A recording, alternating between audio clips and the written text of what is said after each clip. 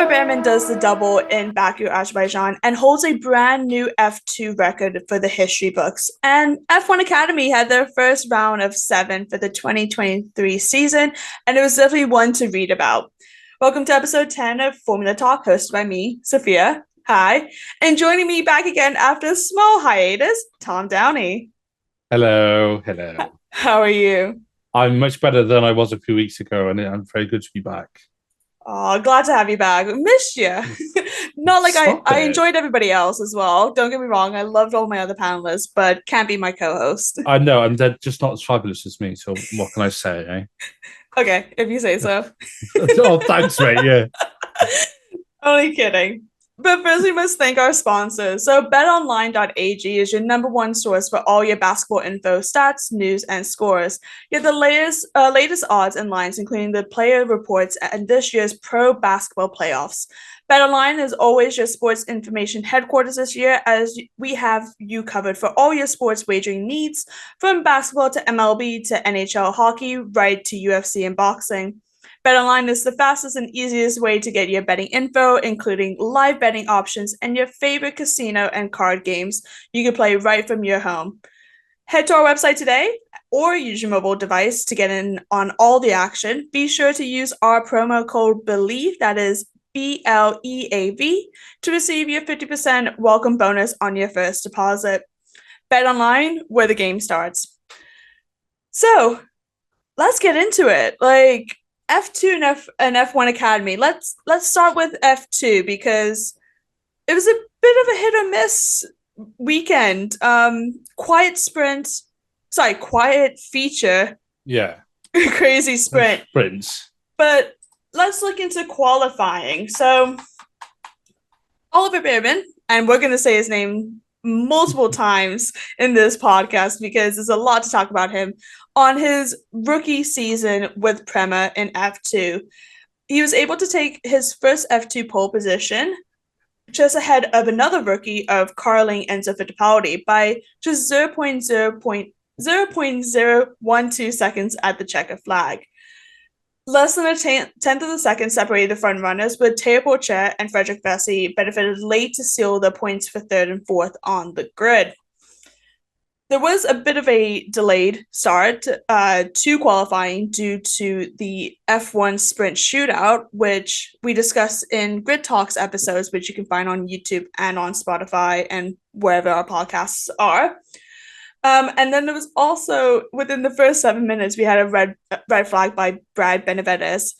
Pretty much, PM Racing by Charouz did not have their best weekend. They had a crash in qualifying, a crash in sprint, and a crash in feature. So, all by different drivers. 2 by Brad, 1 by Roy Nissany. Well, I mean, Roy Nissany crashing is a given, especially when I'm back. Come on. He's one of the more experienced drivers. I would have expected more Brad because Brad's had a few crashes already this season in F2. But experience doesn't make up for lack of talent, does it? Especially something as cutthroat as F2. But what do I know? I'm just a fat guy who watches it. And to be fair, I could never get in the car, and if I did, I'd never get out of it. You'd have to call the fire brigade or something. But alas, I mean, quality around Baku is always sort of like touch and go, and we say this about, obviously we say this about Formula One, but it applies even more so to the junior series because the drivers are that bit younger, that bit less experienced. Obviously, it's a lot closer because the cars are obviously, as we know, as spec cars, and it's one of those things. That's like, do you take that risk? Do you push that extra tenth or those extra 2/10, especially when you get to someone like the Castle section? Because the Castle section, that turn 9, turn 1, you get it slightly wrong and bang, you're in the wall, you're out. We saw it with Leclerc, obviously, in his first year at Ferrari in Formula One. Brad's unlucky, but it's fine, especially on the street circuit. As Jodian Palmer once said, had to be alert on the street circuit as you binned it in Monaco that year. It sounds daft, but it is true because obviously the walls are so close. You don't have miles of runoff like you do in some permanent circuits. It was, but Ollie Behrman, I mean, rookie pole, and like you said in your amazing intro, that is definitely a first take. That it was an absolute clean sweep this weekend, something unprecedented in F2, and he's a rookie in F2. 17 as yeah, well. 17 years old. Man, what was I doing when I was 17? I was driving my Ford Fiesta, not driving a blinking F2 car on the streets of Baku, wiping up the competition. So I mean, wow. And he's a Ferrari Academy driver. Carlos Sainz better watch out. Might take over that seat.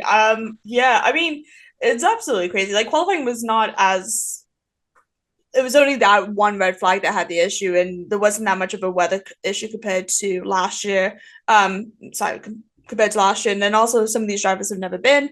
They had a big break, given that long break in between round 3 and round 4 with the F1 break. Some of these drivers were able to be in Formula E testing. Some others did other disciplines as well. But finishing with the qualifying, Richard Ashore, as sprint race is reverse grid, he took pole in sprint, and followed by my favorite driver, Zane Maloney, joining with him at the front of the grid. Now, looking at sprint, God, as mentioned, Behrman does the double, so we all know that he wins in the sprint. However, because it was reverse, he actually started in P10 and took the top position. Right off the back of his maiden pole, he actually lined up 9th with Frederick Vesey, because I believe there was a penalty that made him jump from 9th, not 10th. But oh God, just reading some of these notes, it was just there was contact with Richard Ashore and Zane Maloney straight away coming into turn 1. Richard went a little bit too wide and tried to rejoin the track and clipped Zane, which gave Zane his puncture. Who else was also in that carnage as well? There was Victor Martins as well. That's right. Yeah, so there were several drivers because Zane and Victor because Zane had to move out and then Victor kind of came around. Which Dennis Harger, who won last year in F2 in Baku, was able to take the lead from 6th on the grid. There was our first safety car that came off with Ralph Barshaw, one of the older, more experienced drivers on the grid, who has won already this season a race. He had to pretty much DNF because he, on lap 3, clipped the inside of the wall on turn 11. This then triggered a early safety car appearance. Lap 3, to be fair, that's not that bad. I was expecting one on lap 1, to be fair, as well. Yeah, I mean that's pretty good by F2 standards. So they've certainly done worse than that in the past. Oh, definitely. Yeah. And it was only until lap 6 that racing was able to resume. Pretty much Dennis Hauger left the late as possible to get racing underway. Further back of the grid, Frederick Vesey fought Jehan Deruvla for 3rd, as teammate Oliver Behrman was able to take places from Theo Pocher and Jack Crawford on consecutive laps. Lap 10, Vesey finally got ahead of Deruvla, slicing his way past with the advantage of DRS along the main straight, and there was nothing he could do, as also Behrman was able to breeze up into 4th on the following lap. Now, as mentioned, PHM Racing by Charouz had a DNF, and that was on turn 15, locking up his front tire. Roy Nassani hit the wall on the exit, bringing out another safety car. This then triggered an all-for-nothing final 3 laps of racing. And this is when the carnage came in. This is the most interesting. Safety cars trigger safety cars. We hear that all the time in F1. We hear that in IndyCar. If you listen to that, it's always the case. And this is the prime example of that situation.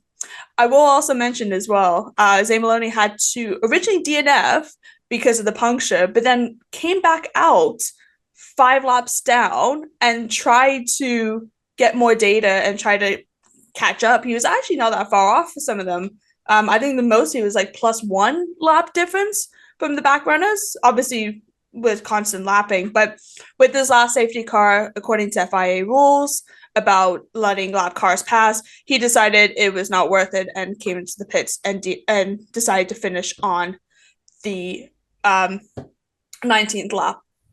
But yeah, lap 19 on the restart, pretty much both Dennis Hauger and Victor Martins hit the barrier into turn one, leaving them out of the race. And then the Victor Martins actually hit the Tech Pro.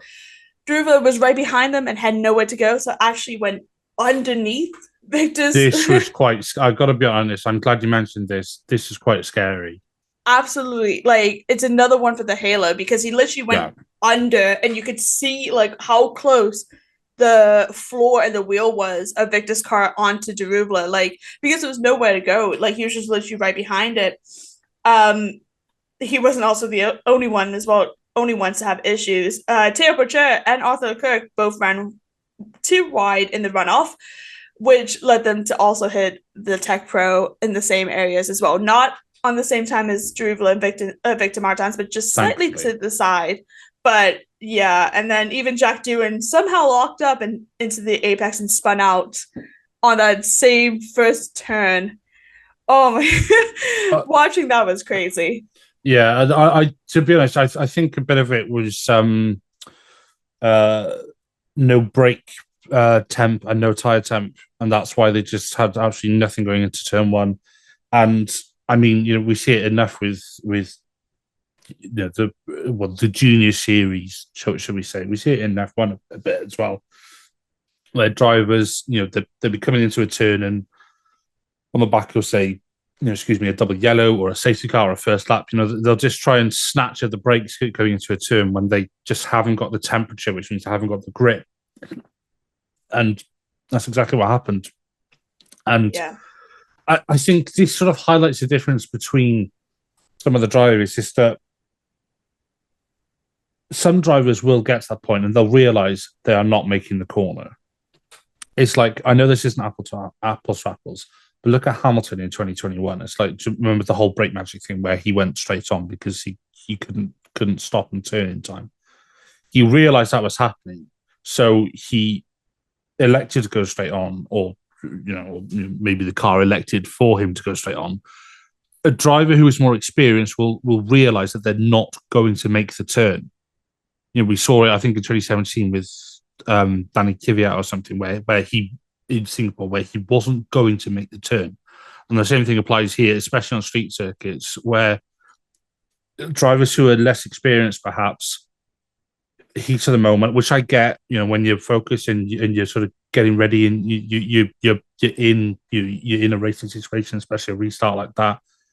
Instead of trying to make the turn and keeping the wheel cranked and then locking, your inside front left if it's a right hander or whatever, and then effectively understeering into the barrier, which is what happened. Some drivers will realize that they'll let off the brakes, allow the car to miss the corner, you're going to spin around into one, and at least you're still going. I kind of agree and I kind of don't, because if we take Teo, for example, he was on the inside to Arthur. So if he was to go straight, him and Arthur would hit. Oh, yeah. And then also the fact that Darubla and Victor were technically half out on the track because it was not really in the corner, but on the outside of the corner. I understand it was just a really at the last moment because Dennis decided to go at the last possible minute on the line again because it worked so well in the previous safety car. So that's why he was able to do it. But obviously it just was malpractice to an extent for it. I understand going into the runoffs. You saw that a lot in F1 with a lot of the drivers going into that. But for F2, it's very difficult, especially with how close they're bunched up at the start of the restarts. And if I was Arthur, then yeah, I would go out. But like Teo, for example, I couldn't. Yeah, and I'm not saying that every driver should do that, because obviously if you're on, because if you start on one of the inside grid slots, if you try and go straight on, you can have a horrendous accident, and nobody wants that. But some of the drivers who passed on the outside who were understeering when they were turning left, maybe should have realized that the corner wasn't going to happen. But it's easy to say these things in hindsight, and we're not the ones who are sitting in the cars, under that kind of pressure, and with the heat and everything as well. So Definitely.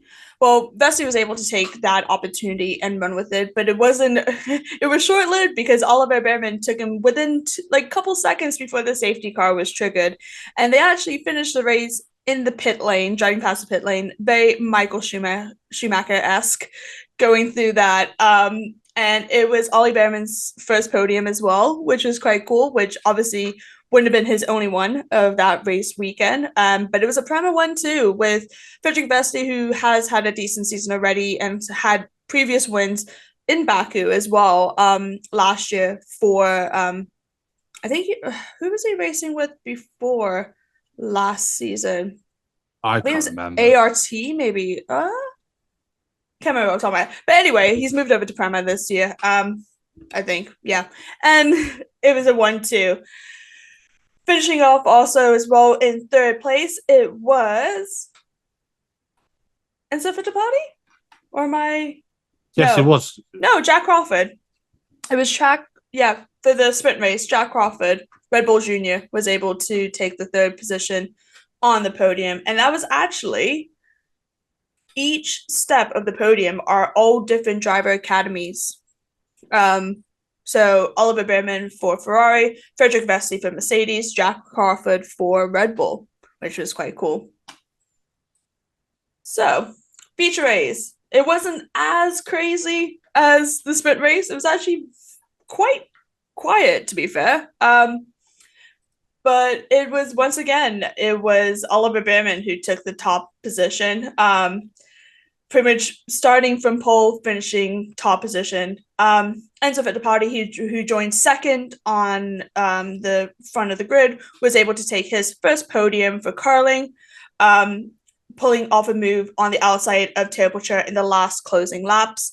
Teo Pourchaire, who started third, finished third as well. Looking at it, yeah, it was a very quiet one. You had two drivers that were on a different strategy of tire, which was Iwasa and Isaac Hajar. However, that proved not to be the best, even with Iwasa, who was leading the F2 championships at the time, pitting very, very late towards the end and pretty much tumbling down the the grid. Virtual safety car was deployed around lap 8, I believe. Yes, lap 8 after Brad Benavides found the barriers once again into turn 4. Yeah. Any other real key moments, Tom? No, to be honest, it was a fairly quiet sprint race for no feature.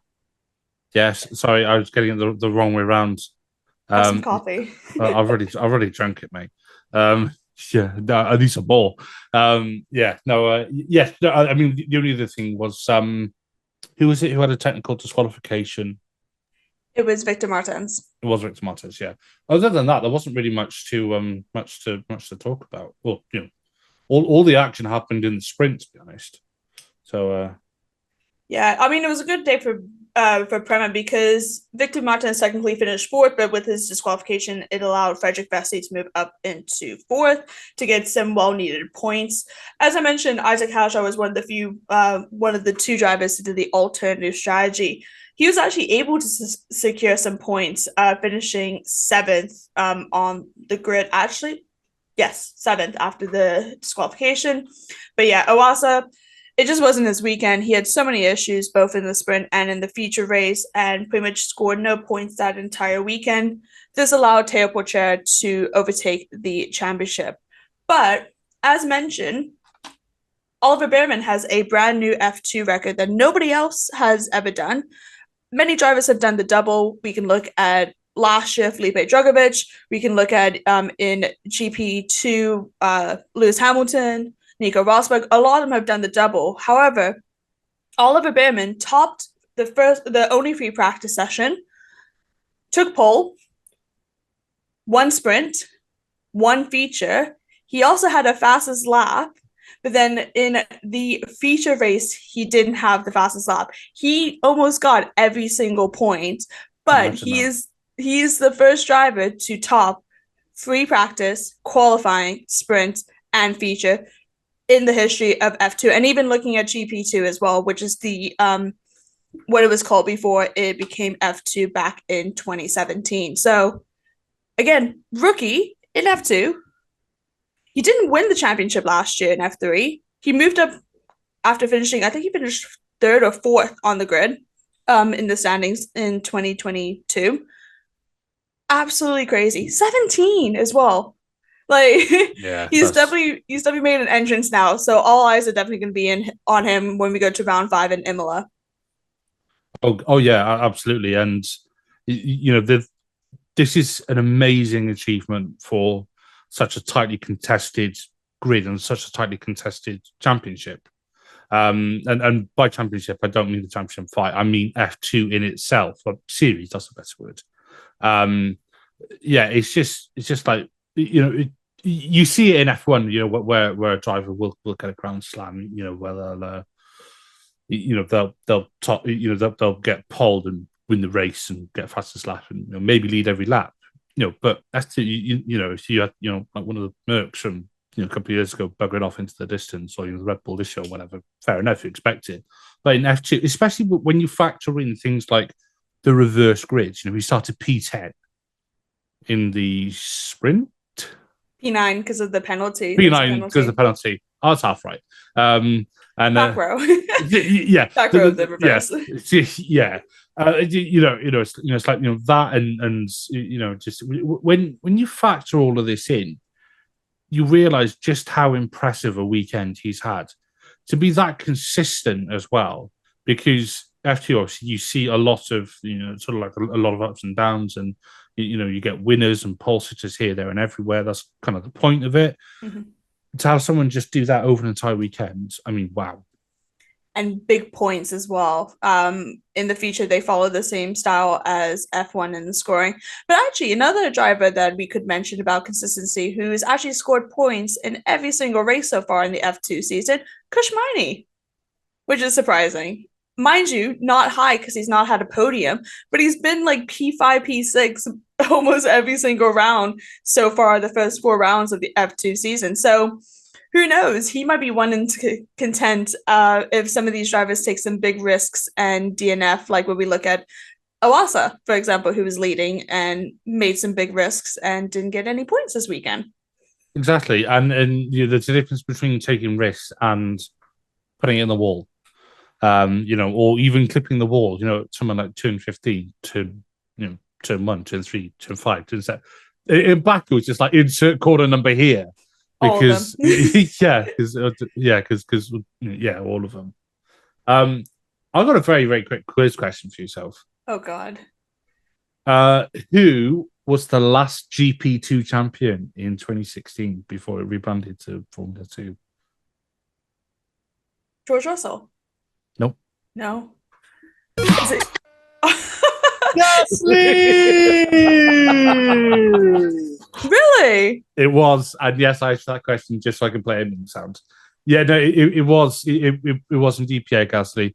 Yeah, no, George Russell was 2018. It's so weird. Oh wow! I mean, Gasly didn't have the best weekend though. Back. Yeah. You can listen to that on our Grid Talk episodes. What I was just to say that. What a plug! Definitely a plug. Yeah. Gotta listen to all our other shows as well. But yeah, I mean, as mentioned, there wasn't just F2 on. I mean, there was so many other ones. You also have IndyCar and Formula E was previewing. Formula E, I think, was on potentially. But F1 Academy finally had their first round of 7 for the 2023 season. And, oh, God. Chaos. I'll say chaos. It's definitely something that you want to read about. Articles on the F1 Academy website. They are posting videos now on social media. There is apparently a Sky Sports roundup on it that is debuting on Thursday. So they went to Spielberg, Austria, which is a nice iconic track for those that love F1. There was many DQs. To the point had multiple teams DQ for that and a few driver DQs, but pretty much fans might have noticed that it was not televised due to the choice of not doing it. We don't know the specifics, but they decided not to. Instead, they had live timing, I put in quotation marks, which is similar to what you can see on the F2 and F3 website during race weekends. However, it is rumored due to the feedback of fans of the sport that they will be potentially broadcasting in Valencia, which is this weekend for round 2. However, it's not been confirmed if that's actually going to take place or not. But given what we saw on social media when information was coming through, the lack of timing, the lack of understanding about some of these disqualifications at the time, it pretty much a lot of fans were saying that they wanted to see actual live. I made a comment before on previous episodes where the fact that we can see FRECA, which is pretty much way below Division 2 Formula 1 to F1 Academy, we have proper YouTube streams of that. Formula 4, all Formula 4s are pretty much streamed live on YouTube with proper commentary. I know for FRECA, you have Chris McCarthy, who does it all the time. And I see him on social media posting about it. Love watching it. You would think we could have had it for F1 Academy. Yeah. I got a bone to pick with them. Let's hear it. Let's hear it. It's all well and good having commentary and, posting out the video afterwards, which the F1 socials have done because it's out on YouTube. What's not very helpful is when you've got a driver, when you've got a commentator saying, oh, and it's such and such driver into turn 1 and they're going into so-and-so and all the rest of it. If you haven't got a sodding live feed, yes, I use my pen to annotate. I know this is audio only, but I wish you could see what I'm doing. When you don't have the live feed, so to speak, of drivers, a driver tracker, whatever you want to call it, how are you supposed to know who is who? It's a brand new series. It's not like F1 or even F2 when you are used to the liveries of the cars and you're used to who is who. This is a brand new venture, and yes, we know some of the names are already in there, and some of the names we don't know because they're very young, they're very new, and this is all about building sort of recognition and awareness isn't the right word, but just increasing or sort of opening up motorsport to females and all the rest of it, which is a fantastic idea. And I can't believe that whether it's the FIA or Formula One management or whoever has done such a bang average job of the first one. It's like if you watch the highlights on YouTube, they're professional. They are professional. Yeah, exactly. They are drivers who are paid, or some may be paying, to be there. And it's not like getting a banger Clio and driving down to Llandau racetrack on a Saturday. That's a very, very specific reference to me because Llandau racetrack is about 10 minutes away from where I live. Side note. In Wales. In Wales, yeah. I'd be really impressed if someone listening to this goes, oh, I know that place. I know that place. Oh, come on, Soph. Yeah. But my point being, it's like when I do that with a few of my mates, we go there with our cars, and not drive my BM around there or something. That's different. But this is for these drivers in Formula One Academy, this is their career. This is what they do for a living. And it's like for all the pomp and circumstance that F1 have made about this, it's like, how can there be Formula One manager and FIA? I'm not entirely sure where it's coming from. Have they though? Because they didn't even post anything until probably 2 months before it was meant to start, and even then it was still up for discussion. Well, it's better than nothing, I suppose, and at least they're sort of getting it out there, and obviously they've made a bit of a big thing that Formula One Academy is going to be in the same F1 weekend as COTA. But it's just, I just think it's just a really, really poor showing from FOM. I'm just going to abbreviate it as FOM because that because I think it's probably more management who controls it. And someone please correct me if I'm wrong. I can't actually remember off the top of my head.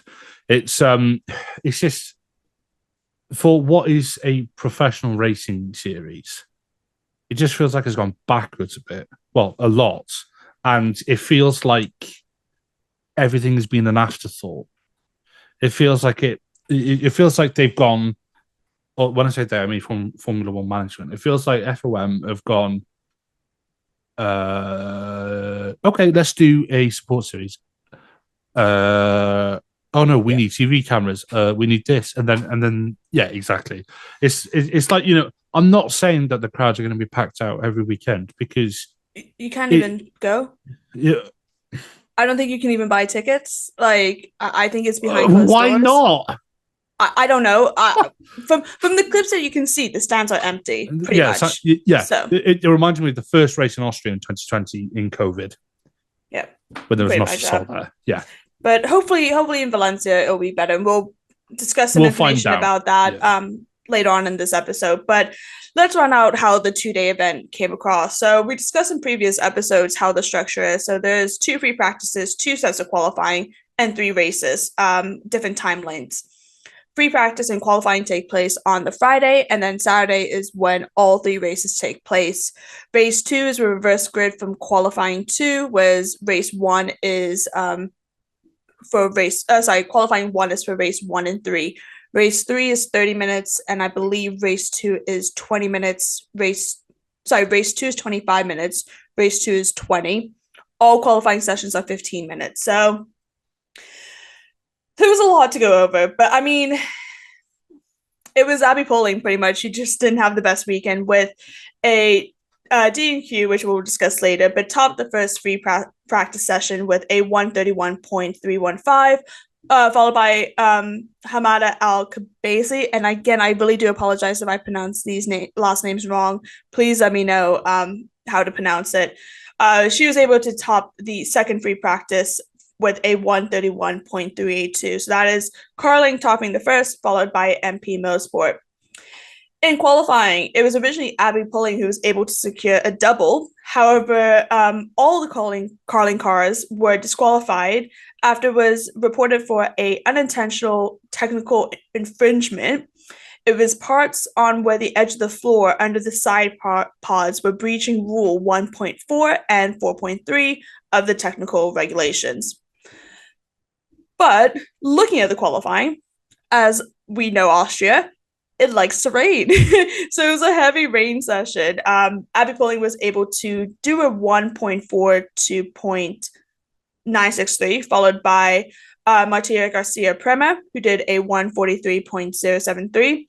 There was a red flag brought out by another Prema driver of Chloe Chong, who was stranded off the track following a spin between turn 8 and turn 9. This then pretty much ended the first qualifying session early because it was 15 minutes. So not much time to actually get something on, especially in wet conditions as well. Like, what? Crazy.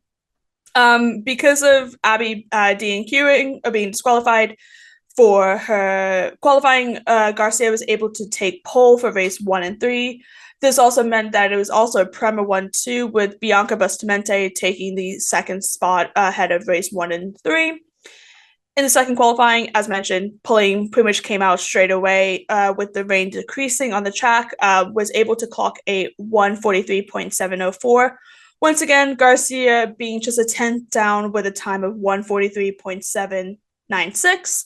This was key as a second red flag of the day was brought out after Gils became stranded in the gravel at the exit of turn 3. The rain didn't ease, and at the restart, the track conditions worsened, leaving many of the drivers unable to improve their personal best times. At the checkered flag, the 3 remained unchanged, leaving Poling to claim the second pole. However, it was Garcia that took it instead.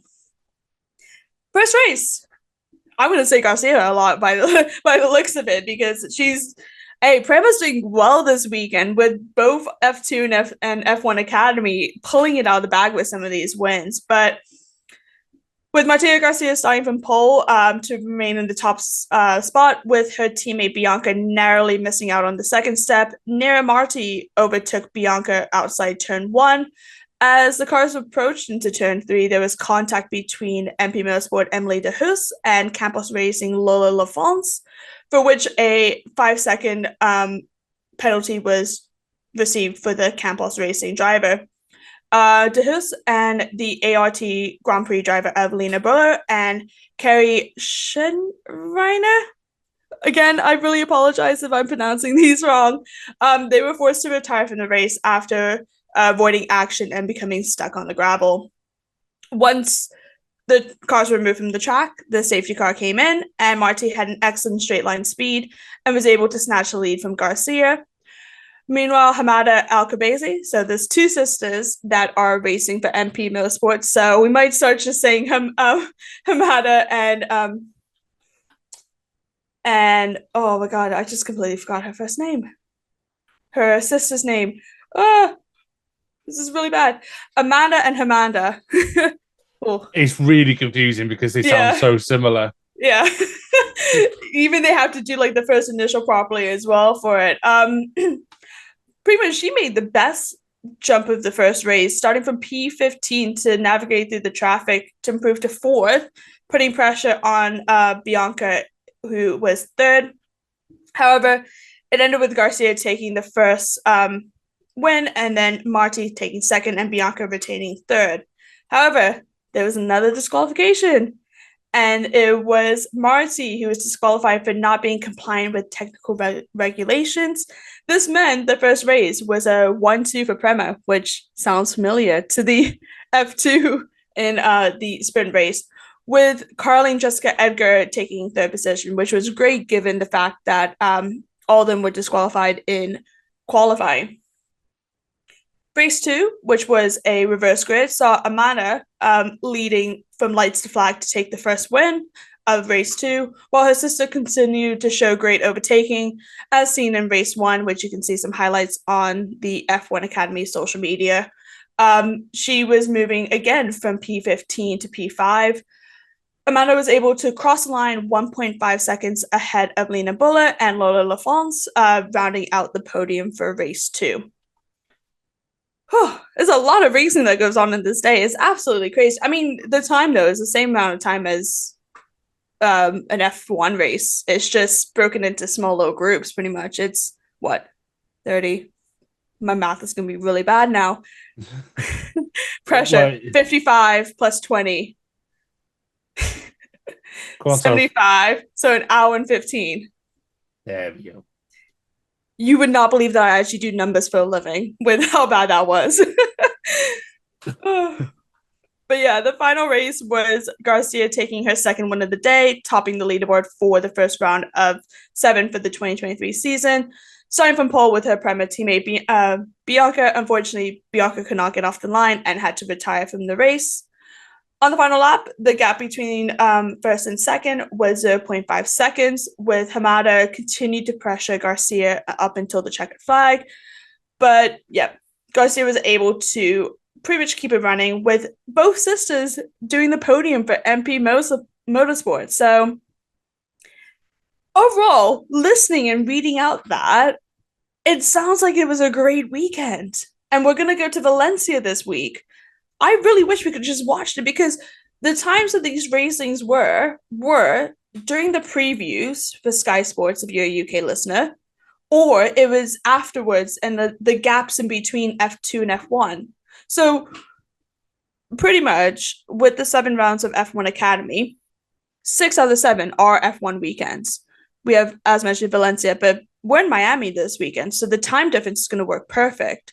This is why I'm thinking that they might be able to broadcast it, because it won't be overlapping with any other F1 commitments. Well, I mean, it seems that makes sense. Yeah, and it seems a great opportunity for this to happen. But yeah, it's just, I don't know. I just don't know why they're not. Why they're not doing it, and it's especially with F1 being obviously so late because it's out in Miami. it just, I'm not saying put it on Sky Sports and all the rest of it. Stream it on YouTube. Yeah, perfect. Go Freka. Exactly. F4. They all have it. Yeah. Exactly. Well, but hey, we could be here all day talking about this. We might do a special Formula Talk episode when there's a bit of a gap. I mean, this weekend's slightly a different structure because it's Friday to Sunday. So Friday is all the free practices and the qualifying. Saturday is race 1 and race 2, but then Sunday is race 3. So there'll be, as mentioned in Valencia, it's the same track, so just over 4 kilometers in length. There is, off the top of my head, 14 corners and I think 2 DRS zones, if I'm not mistaken. But they also did do the testing here as well, so this is going to be quite an interesting one.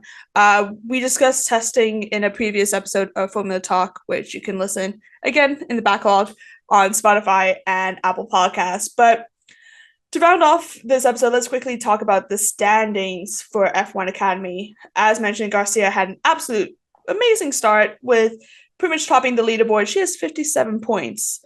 Her next competitor is Amanda, who has 30. Big jump.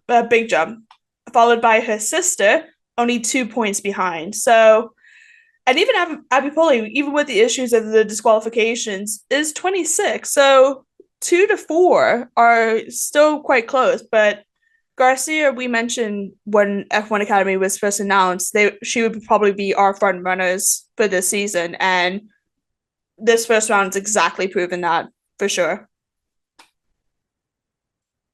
Yeah, I mean, the DSQs from last weekend. I'm just trying to think about it correctly in my head.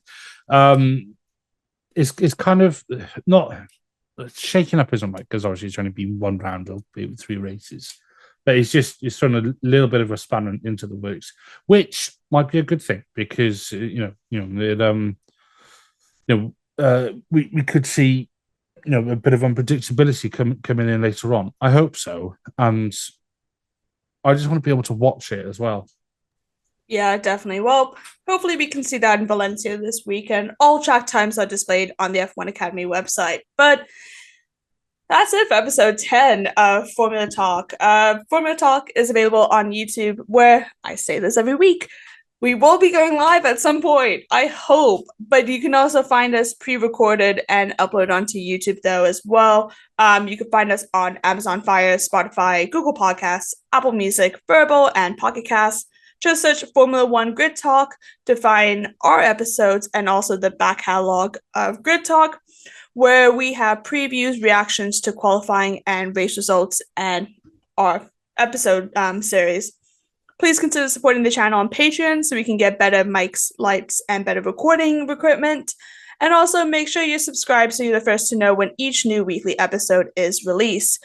We'll be back next week to hopefully turn it around for F1 Academy and review Valencia. And then we might even talk about some of the other ones. IndyCar, we're in May. It's going to be happening soon.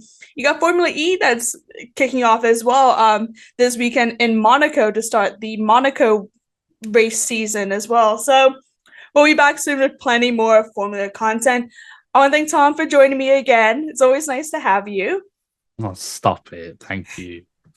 and thank you very much for listening to Formula Talk presented by Bet Online. And goodbye. Bye-bye.